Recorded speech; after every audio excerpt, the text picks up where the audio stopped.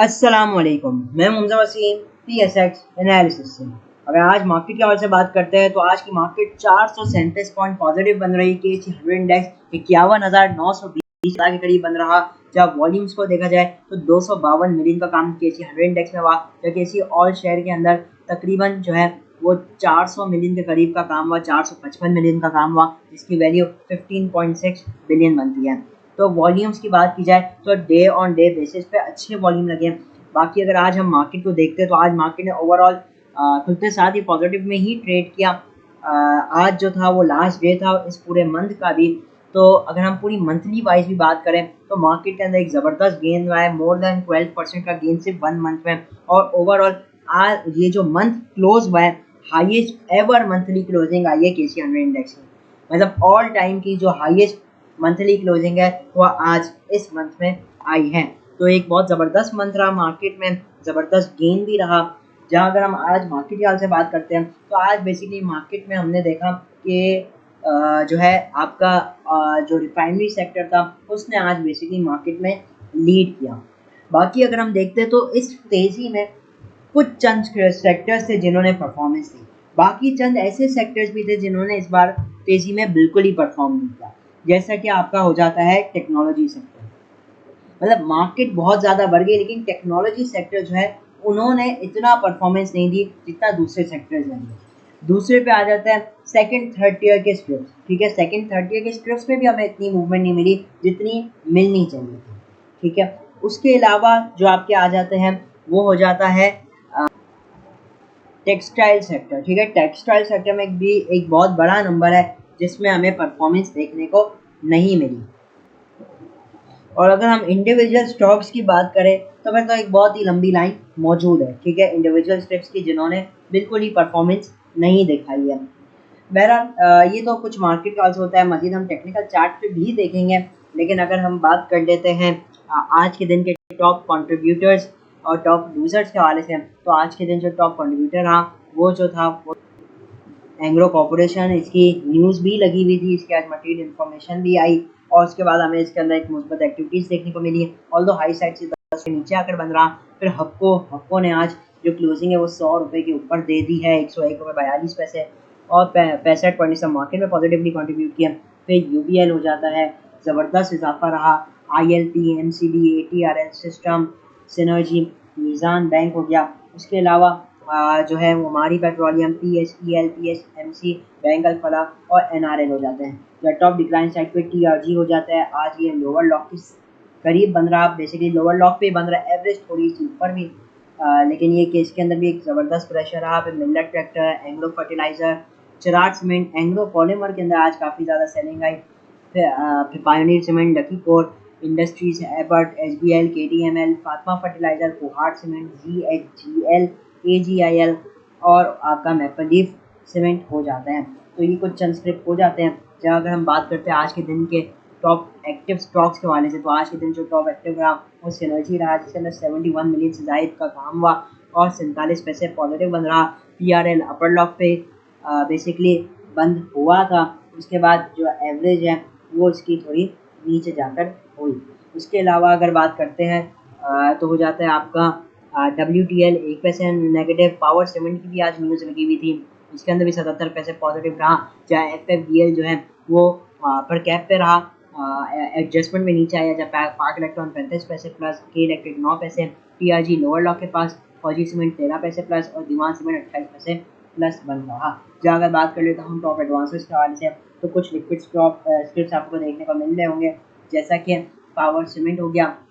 फिर नेक्स्ट हो जाता है उसके अलावा सिनर्जी के अंदर काफ़ी आज वॉल्यूम लगे हैं। गाजी फैब्रिक्स हो गया। बाकी तो मोस्टली सब इल लिक्विड ही स्क्रिप्ट मौजूद है। चाहे टॉप डिक्लाइन साइड पर अगर मैं बात करता हूँ तो SGBL, सितारा एनर्जी मुसलसल ऊपर जा रहा था, आज लोअर लॉक लगा। TRG, तो ये कुछ लिक्विड स्क्रिप्ट हो जाते हैं। जहाँ अगर हम बात कर लेते हैं इंटरनेशनल मार्केट के हवाले से कमोडिटीज़ के, तो क्रूड ऑयल इस वक्त ट्रेड कर 78 तक में 80 सेंट पॉजिटिव है, $83 और 21 सेंट बन जाता है। जब गोल्ड $3 प्लस है। जब वर्ल्ड इंडेक्सेस की बात की जाए तो आज Bombay stock exchange 237 point negative रही। जहाँ यूरोपियन मार्केट्स के अंदर भी मोस्टली हम पॉजिटिव एक्टिविटीज़ ही आता हुआ देख रहे हैं। तो बहरहाल ये हो जाता है कुछ आज की मार्केट के हवाले से। अब चलते हैं, अब सबसे पहले डॉलर के रेट। ठीक है, आज डॉलर कहाँ बन रहा? डॉलर की आज जो क्लोजिंग आई है वो डेफिनेटली गेन ही रहा है, डॉलर मुसलसल एक इजाफे। तो बहरहाल अब चलते हैं टेक्निकल चार्ट्स पर, देखते हैं टेक्निकली मार्केट के अंदर आगे कैसी मूवमेंट देखने को मिल सकती है। इस वक्त मैं मौजूद हूँ KC इंडेक्स के मंथली चार्ट पे, और मंथली चार्ट अगर हम देखते हैं तो मार्केट की एक बड़ी ही अमेजिंग क्लोजिंग आई है, 5000 से ज़ायद का पॉइंट का इजाफा सिर्फ इस मंथ में हुआ, और ऑल टाइम हाईएस्ट क्लोजिंग आई है मंथली बेसिस पे KC 100 इंडेक्स की। अब अगर हम शॉर्ट ग्राफ के हिसाब से बात करते हैं और लेवल्स निकालते हैं मार्केट की, तो जैसे मैंने आप लोगों को पहले भी कहा, इस वक्त हमें मार्केट को शॉर्ट टर्म में ही देखना चाहिए। आज भी हमने देखा जैसे रिफाइनरी से कुछ सेक्टर परफॉर्म कर रहे थे, कुछ नहीं कर रहे थे। जैसा कि ऑटो सेक्टर आज करेक्शन की उस पर था, जहाँ पे रिफाइनरीज बहुत अच्छी रही, ऑयल एंड गैस सेक्टर, ठीक है ना। तो इसलिए मकसद ये कहने का अब शॉर्ट टर्म में ही टारगेट करना चाहिए मार्केट को।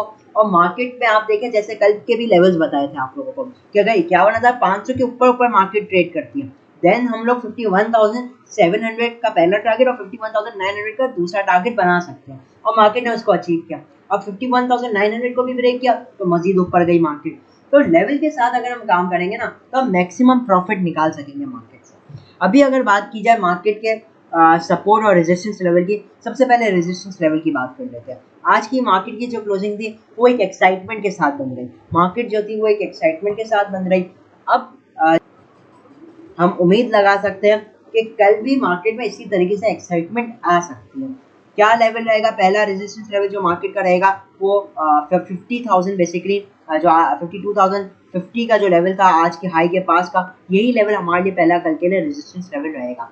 अगर मार्केट इसको ब्रेक और सस्टेन करती है 52,050 को, तो फिर तो हम मार्केट में जो अगला लेवल आता हुआ देख सकेंगे वो होगा वो 52,150 से बेसिकली 200 का लेवल होगा।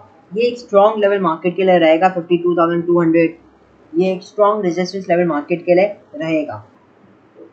अगर इसको भी ब्रेक कर देती है फिर तो जो लेवल आएंगे वो 52,400 और फिर 52,000 और 52,600 के लेवल्स होंगे, ठीक है ना। तो इस वक्त जो स्ट्रेटेजी है वो यही रखनी चाहिए, शॉर्ट टर्म में काम करना चाहिए और इंट्राडे में जो है वो अपॉर्चुनिटीज़ को सीख करना चाहिए। आज भी एक बहुत अच्छा मौका दिया मार्केट ने एक स्टॉक्स के अंदर काम। तो ओवरऑल मार्केट है ही इस वक्त शॉर्ट टर्म वाली मार्केट में। इस वक्त जो आप जितना शॉर्ट टर्म में कमा सकते हैं ना उतना मीडियम टर्म में नहीं कमा पाए। अगर डाउन साइड पे सपोर्ट लेवल्स की बात की जाए तो 51,850 का हमारे पास इमीडिएट लेवल है। अगर मार्केट इसको ब्रेक करती है तो अगला सपोर्ट लेवल 51,700 फॉलोड बाय 51,500 आएगा।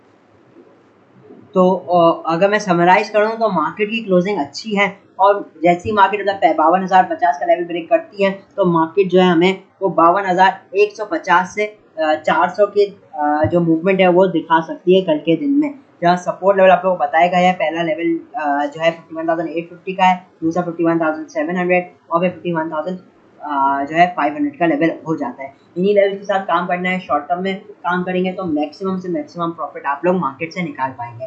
अब बात कर लेते हैं हम उस स्टॉक की जिसमें आज सबसे ज़्यादा एक बेसिकली प्रेशर देखा, वो था EPCL। EPCL के अंदर आज हमने एक वॉल्यूम्स हाई वॉल्यूम्स लगते हुए देखे, ठीक है ना, और आज इसके अंदर एक बेसिकली गिरावट भी आई।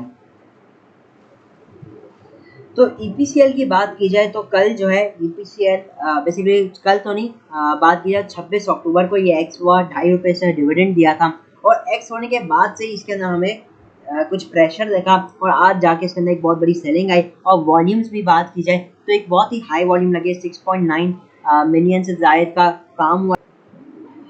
तो मैं ये तो नहीं जानता कोई इसकी न्यूज़ है या नहीं, मैं इस वक्त बात कर रहा हूँ टोटली टेक्निकली इसका क्या व्यू बनता है। टेक्निकली अगर बात की जाए तो आप डेली टाइम फ्रेम में भी देख सक रहे होंगे, ये इसी एक तरीके वेज में परफॉर्म कर रहा है EPCL, ठीक है। हम देखते हैं जब भी ये आता है 40 के नीचे, स्पेशली 39 38 के लेवल्स पे, तो इधर हम इसके अंदर एक बाइंग देखते हैं और फिर इसको एक रिबाउंड करता हुआ देखते हैं 43 से लेकर 46 47 के लेवल्स तक। ये EPCL की कुछ चंद टाइम से मूव। इवन अगर मैं आपको इसको वीकली हिसाब से भी दिखाऊं तो आप ये वेज को मजीद प्रॉपर्ली देख पा रहे होंगे वीकली टर्म्स में। अगर मैं एक बार मार्क्स क्लियर कर लूँ, आप ये देख लीजिए, इसके अंदर आप ये देख सक रहे होंगे कि इसकी एक बेसिकली रेंज के अंदर मूवमेंट दिखा रहा है। आरएसआई की बात कर ली जाए तो आरएसआई इस वक्त बुलिश डाइवर्जेंस ही शो कर रहा है। अब मैं इसको थोड़ा मजीद जो है वो लॉन्गर टर्म पे आप लोगों को दिखाने की कोशिश करूंगा। ये मैंने चार्ट बनाया हुआ है मंथली ग्राफ पे। मंथली ग्राफ पे अगर आप देखेंगे तो 2017 में 1 जून को इसने एक हाई लगाया था जून वाले महीने में 40 रुपये 66 पैसे का। और आप देख सक रहे होंगे ये जो रेंज थी स्पेशली 38 से लेकर 40 की ईपीसीएल के लिए एक स्ट्रॉन्ग रेजिस्टेंस के लिए जो है वो शो कर रही थी कि स्ट्रॉन्ग लेवल है 38 से 40 का लेवल ईपीसीएल के लिए एक स्ट्रॉन्ग रेजिस्टेंस बन रहा था। और इस लेवल से करीबन ये 3 दफ़ा रिजेक्ट हुआ। ठीक है, कब हुआ ये? एक तो जून के महीने में 2017 में, उसके बाद बात की जाए तो अप्रैल 2018 में, और उसके बाद की जाए बात तो 1 जनवरी 2019, बेसिकली जनवरी और एंड ऑफ 2018 और 2019 हमें इसी लेवल के पास एक स्ट्रॉन्ग रेजिस्टेंस दिखा रहा था। तो क्लियरली ये 2-2.5 साल इसी लेवल के पास इसने रेजिस्टेंस ली। फिर 2019 का क्रैश आया, फिर कुछ रिकवरीज आई, फिर कोविड का क्रैश आया, ठीक है ना। और फिर इसके अंदर हमने एक ज़बरदस्त रैली देखी जो कि बेसिकली 2020 ऑनवर्ड्स थी, जिसके अंदर जो उसकी रीजंस बने वो इसके एक तो अर्निंग इतनी ज़्यादा हो गई और फिर डिविडेंड इसने बहुत ज़्यादा अच्छा बढ़ा दिया, पे आउट रेशियो बहुत बढ़ गया, जिसकी वजह से हमने इसके अंदर एक ज़बरदस्त मूवमेंट देखी थी। और इसने एक हाई लगाया था बेसिकली 93 रुपीज़ 48 पैसा का 1 अप्रैल 2022। तो अब आप ये देख सक रहे होंगे कि ये जो लेवल था बेसिकली 38 से 40 का, ये कितना स्ट्रॉन्ग लेवल है। पहले भी ये स्ट्रॉन्ग रेजिस्टेंस ले चुका है और अब अगर हम रिसेंट टाइम्स में भी बात करें तो ये इसी लेवल से एक स्ट्रॉन्ग सपोर्ट लेता हुआ दिखाई दे रहा है। और आज का जो लो था वो एक 52 वीक लो भी था। मतलब आप कंपेयर करते हैं कैसे 100 इंडेक्स के साथ, तो इसका रिटर्न तो कुछ भी नहीं है, ठीक है ना। एक महीने में भी अगर आप देख लें तो इस पूरे महीने भी जहाँ केसी 100 इंडेक्स ने 12% का इजाफा किया, ये जो है नेगेटिव की इसने। तो इसकी अगर आप केसी 100 इंडेक्स के साथ कंपेयर करते हैं तो कुछ भी इसकी मूवमेंट नहीं रही। ऑल्दो एक 2.5 रुपये का डिविडेंड था जो वो एक्स हो गया, तो आप उसका एक गेन मिला सकते हैं, लेकिन ये कि ओवरऑल इसकी जो मूवमेंट थी वो कुछ खास रही नहीं। तो अभी अगर बात करते हैं तो ये एक अच्छे लेवल के पास मौजूद है। और ये जो लेवल है बेसिकली ईपीसीएल, ये उन लोगों के लिए बहुत अच्छा है जो लोग इन्वेस्टमेंट करना चाहते हैं मीडियम टर्म के हिसाब से। तो ये लेवल बहुत अच्छा है। सीइंग द डिविडेंड यील्ड, बहुत अच्छी डिविडेंड यील्ड है। अभी तक ये 5.5 रुपये दे चुका है। वापसी इसकी लास्ट क्वार्टर में अर्निंग बढ़ी तो इसने अच्छा डिविडेंड दिया। अगर 5.5 और अगले क्वार्टर में भी मान लीजिए 2 या 2.5 रुपये दे देता है, तो अभी तक गालिबन ये 5.5 रुपये दे चुका है। मान लीजिए अगर 2.5 नहीं तो 1.5 रुपये भी देता है तो 7 रुपीज़। अगर 40 रुपये वाला स्टॉक दे रहा है तो परसेंटेज में एक अच्छा परसेंटेज बन जाता है। और अगर इन फ्यूचर इसकी अर्निंग वंस अगेन पिकअप करती है, फिर वंस अगेन इसकी डिविडेंड यील्ड बढ़ती है, तो आपको आगे आने वाले टाइम में और अच्छी डिविडेंड यील्ड मिल सकती है। तो ये टेक्निकल व्यू था इसका कि एक तो ये अच्छे सपोर्ट लेवल पे भी है। अच्छा, इसके अलावा अगर मैं सब क्लियर करके वीकली हिसाब पे आकर वीकली चार्ट्स पे आकर आप लोगों को एक फिबोनाची प्लॉट करके दिखाऊं तो आप लोग देख सक रहे होंगे कि ये जो 39 रुपीज़ एंड 7 पैसा का लेवल है, ये इसका एक 0.786% का एक रेशो बनता है फिबोनाची का। तो एक इम्पॉर्टेंट रेशो के पास है, एक अच्छे सपोर्ट लेवल के पास है। ऑल्दो अगर इसके नीचे कोई वीकली क्लोजिंग आती है या 38 के नीचे क्लोजिंग आती है तो वो फर्दर सेलिंग को ट्रिगर कर सकता है, लेकिन वही बात है वो जो डिप्स होंगी वो बाइंग अपॉर्चुनिटीज़ ही होगी। तो मकसद ये कहने का अगर मैं समराइज़ करूँ तो ये एक अच्छे लेवल्स पे है। दूसरा ये कि 93 रुपीज़ से भी गिरा हुआ है, अब ये ऊपर जाता है तो एक अच्छी रिकवरी भी हमें इसके अंदर आ सकती है। लेकिन ये उन लोगों के लिए जो इन्वेस्टमेंट करना चाहते हैं। शॉर्ट टर्म में कुछ गेन मिल सकता है, लिमिटेड गेन मिल सकता है, लेकिन अगर आप लेना चाहते हैं, इसको लंबा लेना चाहते हैं, तो मेरा मानना है कि इसको एटलीस्ट जो व्यू है वो कुछ महीनों का तो होना चाहिए। कुछ नहीं तो अगले 2 क्वार्टर्स का जो रिजल्ट आएगा फरवरी और अप्रैल में आएगा, अप्रैल तक भी आप रख सकते हैं। 2 डिविडेंड इसके अंदर जो है वो अवेल कर सकते हैं। इतना जो एटलीस्ट आप लोगों का होना चाहिए। और अगर लॉन्ग टर्म के लिए भी यहाँ से लेना चाहते हैं तो मेरे हिसाब से ये एक अच्छा लेवल है। आप देख भी सकते होंगे कि 5 अक्टूबर 2020 में भी ये 39 के लेवल के पास ही सपोर्ट दे रहा था। तो अच्छा है, अच्छे लेवल्स पे। अगर कोई शार्प लो लगता है मजीद इसके अंदर तो भी डिप बाइंग देखनी चाहिए। करंट रेट पे भी बहुत अच्छा है, डिप्स पे इसको डेफिनेटली देख सकते हैं। लेकिन मैं पहले ही बता दूं बेहतर है कि इसमें हम शॉर्ट टर्म के माइंडसेट से ना आए। ये स्लो स्टॉक है, ठीक है ना, ये स्लो स्टॉक्स में जो है वो शामिल होता है। तो बहरहाल स्लो स्टॉक है, तो इसलिए मेरा मानना है कि इसके अंदर जितना ज़्यादा लंबा व्यू रखा जाए उतना ही ये अच्छा।